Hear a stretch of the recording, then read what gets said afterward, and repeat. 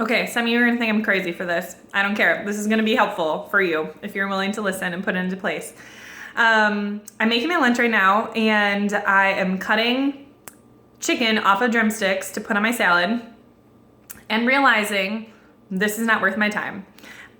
So my tip for you is to think about how you can eat healthy. I'm not saying to compromise the healthiness of your food, because like we don't even have a microwave. That would be more efficient for sure if we had a microwave, but I would rather spend the extra time to heat up my food in a healthier way. Anyway, not compromise necessarily the health of your food, but how can you reduce the amount of time that you spend or switch up a little bit the foods that you're eating that are really time consuming to prepare, to eat, to chop up, etc. So one of the big ways we do this is we typically do not buy fruit that is going to require me stocking it in the pantry to make sure that I cut it when it's perfectly ripe. I'm talking about you, cantaloupe.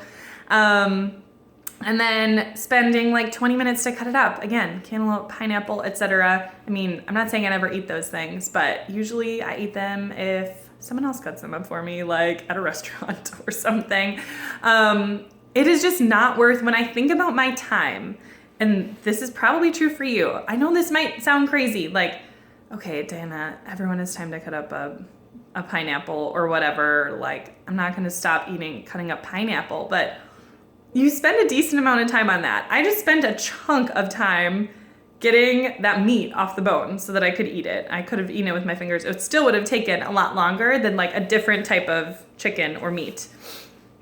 So think about this stuff, because if you are the kind of person who thinks, I want to have time for more time in the Word or whatever, all the things that you want to have time for, and you are not spending egregious amounts of time on television or some other like giant thing that you clearly need to address, you probably need to make the changes in some of the small areas, and you need to look at areas where it's not going to be a huge sacrifice for you to cut that or change it. And so like for me to say, when it comes to fruits, I'm pretty much going to eat things like blueberries, raspberries, blackberries that all I need to do is wash them, or apples, bananas, again, things all I need to do is wash them or not even wash them.